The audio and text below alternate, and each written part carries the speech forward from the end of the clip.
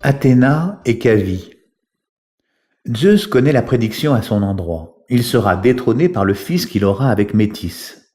Celle-ci est polymorphe, c'est-à-dire qu'elle peut prendre n'importe quelle forme, lion, cheval, sanglier, souris, caillou, etc. Dès que Zeus apprend que Métis est enceinte, il lui demande de se transformer en goutte d'eau et il profite de cette ruse pour l'avaler. Quelques mois plus tard, Zeus a d'horribles maux de tête. Il demande à Héphaïstos d'asséner des coups de hache dans la tête afin de lui ouvrir le crâne et permettre la naissance d'Athéna. Elle est la déesse de la raison, de la prudence et de la sagesse, mais également de la stratégie militaire des artisans, des artistes et des maîtres d'école. Athéna a choisi l'Espagne sous le nom de Rosetta el Ebro. Elle a décidé de monter une comédie musicale qui se nomme Isabelle II d'Espagne.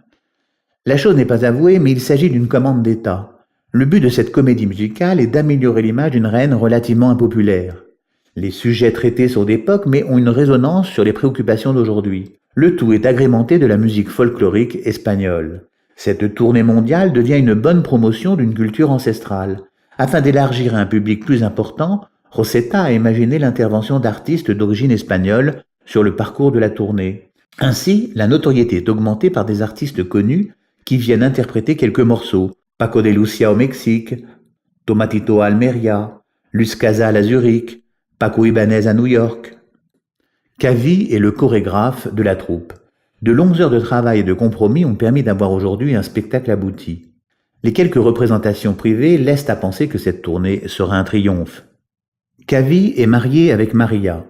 Au départ, Maria devait avoir le premier rôle, tout était prévu pour que Maria soit la reine du spectacle.